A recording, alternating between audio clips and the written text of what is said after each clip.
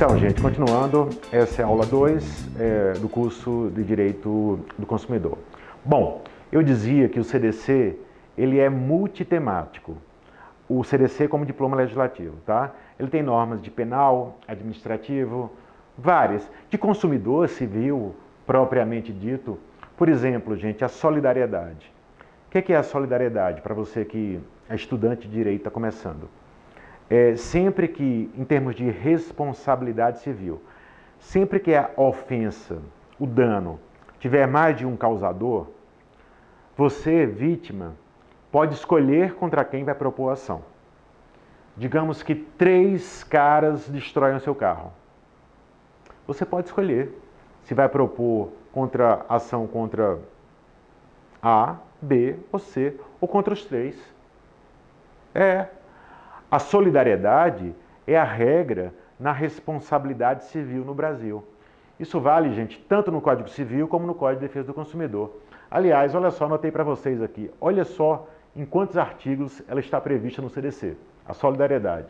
No artigo 7º, parágrafo único, no artigo 18, no artigo 19, no artigo 25, parágrafo 1º, e no artigo 34. Vou repetir. Artigo 7º, parágrafo único, artigo 18, artigo 19, artigo 25, parágrafo 1º e artigo 34.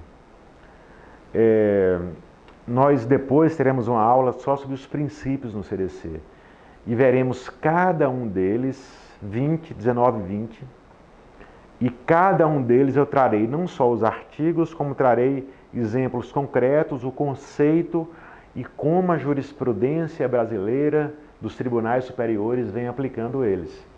Por exemplo, a solidariedade. Eu poderia dar vários exemplos. Qual que eu posso dar, meu Deus? Teve um até muito trágico. Faz tempo. Houve um circo que passou pelo Recife, Circo Vostok. E ele montou acampamento ali no estacionamento de um shopping, né? Fez um convênio lá com o shopping permitiu, ele estava no shopping. E esse circo lá no Recife, o leão do circo matou uma criança de 6 anos. Olha que coisa horrível. Bom, para o que nos interessa aqui, a família entrou com a ação contra o circo, contra o shopping, solidariamente. E o shopping, como a gente pode imaginar, tentou tirar o corpo fora. Tentou falar, não, a gente só cedeu espaço, a gente tem nada a ver com o circo. Não colou, né, gente? Obviamente, não colou, porque nas relações de consumo, gente, sempre que você tiver mais de um causador, sabe? Todos respondem perante a vítima. Aliás, o bacana da solidariedade, e o STJ tem julgados que dizem isso, é que não cabe discutir graus de responsabilidade perante a vítima, não. Isso não importa, não importa. Ainda que sua responsabilidade seja 10% só, você é um dos fornecedores do serviço, você pode ser chamado a pagar pelos 100. Depois você vai cobrar 90 dos outros lá, dos outros que causaram, entendeu? Mas perante o consumidor, perante a vítima, você não pode não. Não pode não. Isso é uma das coisas bacanas. E aliás, gente, a jurisprudência tem imposto a solidariedade em muitas situações, não só nas relações de consumo. Dia desse eu vi um julgado da sempre brilhante, ministra Nancy Andrighi, um julgado no qual ela, por exemplo, olha que julgado bacana, ela responsabiliza civil e solidariamente a Igreja Católica pelos danos causados por um padre pedófilo. Não estou falando da consequência penal, não. Estou falando da civil. Sim. A Igreja Católica responde solidariamente, ou qualquer outra igreja, né? Pelos danos praticados, cometidos, gravíssimos, né? Existenciais, né? Por um padre pedófilo. Então, sabe, gente, essa vem sendo a tendência de impor a solidariedade. Na verdade, ela não começou com o Código do Consumidor, não. Teve muita coisa que começou com o CDC. Falarei sobre isso depois. Por exemplo, a boa-fé objetiva, O que é boa-fé objetiva, Felipe? É o dever de agir com lealdade e cooperação, abstendo-se, evitando condutas que possam frustrar as legítimas expectativas da outra parte. A teoria da desconsideração da pessoa jurídica, o CDC foi o primeiro que trouxe no seu artigo 28, depois o Código Civil previu no 50 também. Mas a solidariedade, gente, não. Eu posso dar um exemplo da solidariedade super antigo. Aquela súmula, qual o número, meu Deus? 492 do Supremo. Súmula 492 do Supremo. Conhece essa? Diz assim, a empresa locadora de veículos responde civil e solidariamente com o locatário pelos danos por este causados no uso do carro locado. Então, digamos, se eu alugo um carro na Localiza, na Movida e tal, aí bato no carro do meu amigo Michel, tá? E aí?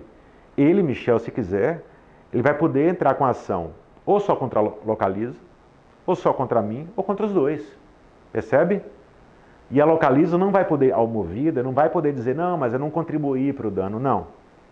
Engraçado que o Supremo, gente, ele fundamentou essa súmula, que é super antiga, na teoria do risco. Antes ainda da teoria do risco entrar na nossa ordem jurídica, né? Ela entrou no Código Civil 2002, através do parágrafo único do artigo 927 do Código Civil. Né? Depois eu falarei sobre ela, ela é muito importante e ela é inclusive muito usada no direito do consumidor, sabe, gente? Mas é isso, gente. Eu comecei a falar e tinha me esquecido. Então o CDC tem normas administrativo, penal, de consumidor, raiz, de processo civil, e esqueceu o principal, processo civil, meu Deus. A mais importante, a norma que prevê no artigo 6º, inciso 8º, a inversão do ônus da prova. A inversão do ônus da prova. Que é isso? Digamos que eu pago todo mês no celular, na conta, né? Do celular pós-pago, pago R$300, chutando, tá? E nesse mês a conta vem R$3.000. Imagina. Como é que você vai provar que não fez as ligações? É uma prova difícil. Você pode solicitar à juíza, o juiz, que inverta o ônus da prova. Sim. Para que ela, operadora, prove que você fez as ligações. Ela tem meios técnicos de provar, entendeu? Você pode... A inversão do ônus da prova, gente, ela não é automática, tá? Essa regra geral do artigo 6º, inciso 8º do CDC, não é automática. Ela depende sempre de fundamentação da juíza e do juiz, no caso concreto. Ela tem dois requisitos que são alternativos, um ou outro. Ou a verossimilhança das alegações do consumidor. O que é verossimilhança, Felipe? Verossimilhança, gente, é a aparência de verdade. É aquilo que aparenta ser verdade, basta isso. Olha que critério bacana, fácil, né? E o outro, que o juiz, a juíza também pode se valer, é a hipossuficiência do consumidor. Hipossuficiência é um conceito mais processual, é um conceito que a justiça pode usar exatamente para inverter o ônus da prova. Importante, ela nem sempre é econômica, tá?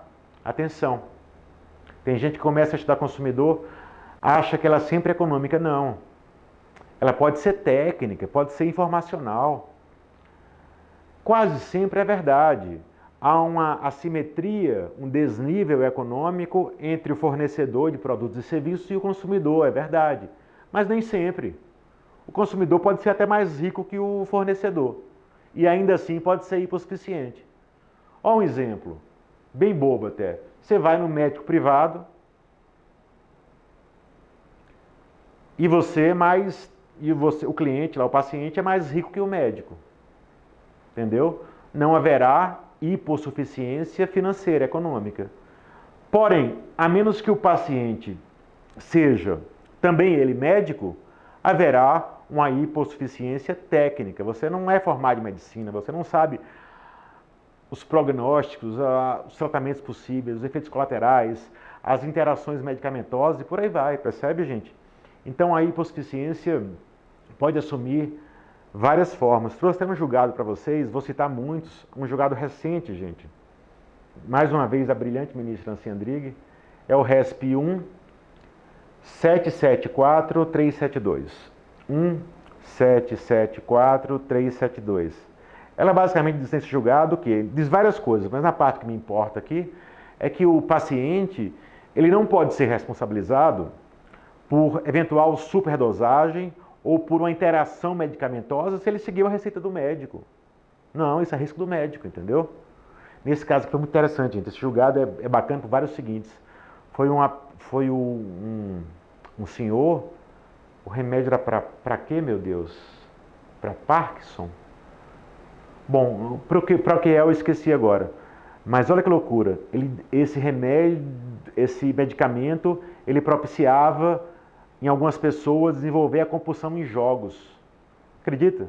E o cara desenvolveu a compulsão em jogos por causa desse remédio. Perdeu mais de R$1 milhão. Depois desse caso, isso começou a constar na bula do remédio, mas não constava na época. Muito interessante. Eu vou voltar a esse julgado, porque ele tem coisas mais importantes depois, tá? Eu vou entrar na inversão agora, já que eu entrei. Vou continuar. É automática? Não. Depende de decisão do juiz.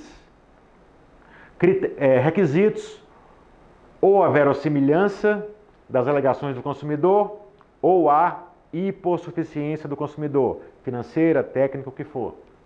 Qual outro ponto que eu posso falar? Ah, tá. Felipe, qual o momento processual para que o juiz, a juíza, realize a inversão do ônus da prova? O juiz pode deixar para fazer a inversão do ônus da prova na sentença? No momento de sentenciar? Pode, gente. Eu sempre prefiro, gente, uma aula ao vivo, né, com pergunta na hora. Adoro pergunta de aluno, adoro você colocar contra a parede nesse sentido de, sabe, pergunta difícil, mas aqui não tem isso, né? Então aqui é gravando mesmo. Eu conto com vocês, interações é o que for, perguntas, prometo responder todas. E aí, o juiz pode esperar para fazer a inversão na sentença? Sim ou não? Pode não, gente. Na verdade, no passado, pessoal, houve uns anos atrás aí, essa matéria era bem polêmica, viu? No STJ mesmo. Havia a corrente que dizia que sim e a corrente que dizia que não. Isso acabou, tá? Hoje prevaleceu a tese que o juiz não pode deixar para inverter o ônus da prova na sentença. Isso viola o contraditório. Isso tem que fazer antes. E quando é o antes? O momento do saneamento do processo. Ou o ato processual equivalente ali, tá? Dependendo do rito processual. Mas tem que ensejar a outra parte, o contraditório, ok? Isso se chama, essa tese que venceu, defende que a inversão do ônus da prova é regra de processo, é regra de procedimento, não é regra de julgamento. Se fosse regra de julgamento, o juiz poderia fazer no momento da sentença, e não pode. Quer um julgado sobre isso? RESP 802-832. 802-832, da segunda sessão do STJ. A segunda sessão está acima da terceira e quarta turmas. A terceira e quarta turmas julgam matéria de direito privado, dentre as quais consumidor. E a segunda sessão é a instância acima, lá dentro do STJ. Meu tempo acabou, fico por aqui e continuo em seguida na aula 3. Muito obrigado pela paciência, pela atenção e pela companhia.